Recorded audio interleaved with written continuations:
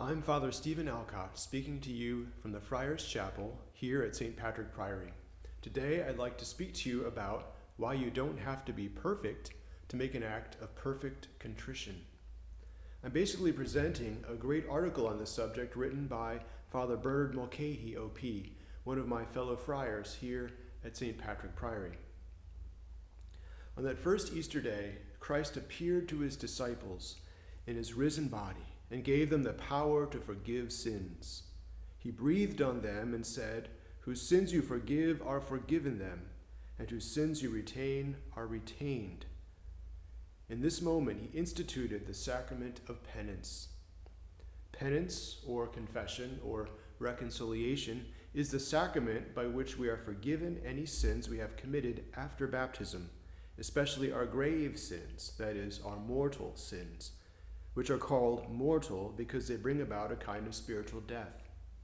The forgiveness of grave sins ordinarily requires the sacrament of penance. But what if we cannot get to confession?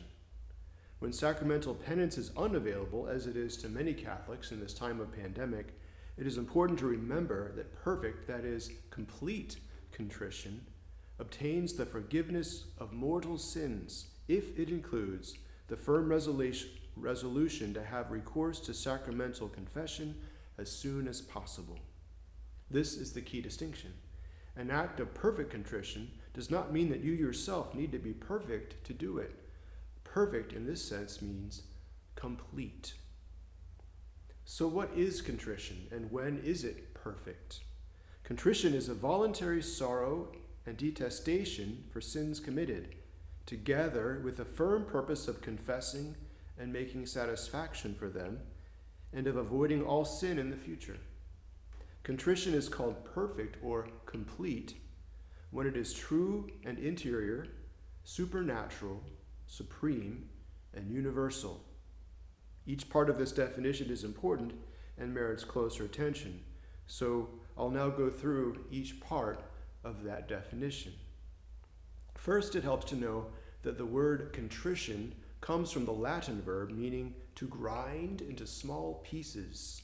In the Christian life, we talk about contrition as a kind of spiritual pulverizing, a breaking of our hard, stony hearts by sorrow when we have lost the grace of God and our own innocence. We should emphasize that we cannot produce contrition by our natural human efforts. It arises from supernatural charity and is a gift from God. Contrition is voluntary, meaning it is something deliberate that involves a movement of our will. Contrition is not primarily a feeling or emotion. Instead, it is primarily an active turning, a conversion of our will away from sin and toward God. Here, the first mover of our will is God, whose grace moves us to reject sin and to choose the way of holiness and love instead, putting our faith in Jesus and the saving power of his sacrifice. Perfect or complete contrition is more than a word on our lips. It is an interior reality, born of faith and love, a real heartbreak and a determination to leave sin behind and to cling to God. Contrition is also a sorrow and detestation for sins committed. That is, contrition is more than a decision to stop sinning or to make a new start. It is a real hatred for our own past wrongdoing. If we have perfect contrition, we will wish we had never done the evil we did. Contrition includes, moreover, the firm determination to confess our sins, to make satisfaction for them, that is, to do penance and make restitution, and to avoid all sin in the future. Perfect or complete contrition is also supernatural, supreme, and universal. In this context, supernatural means our contrition comes from the grace of God.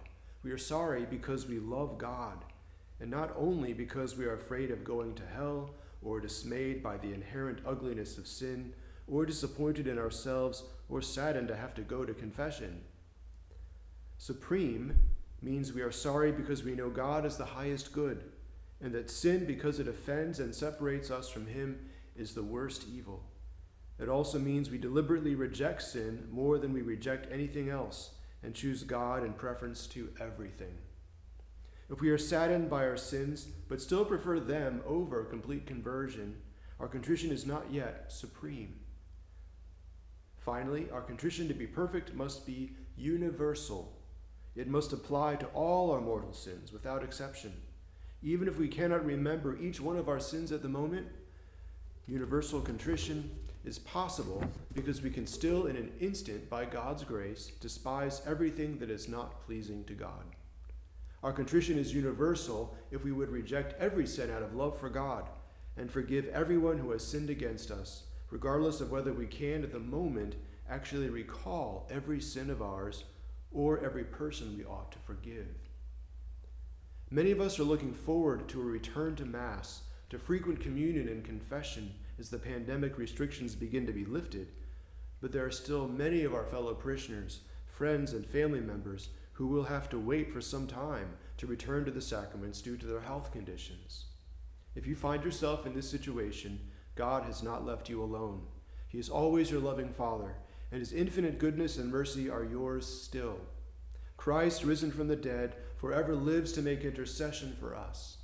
Even when you cannot approach his mysteries, the sacraments, Christ is not far from you.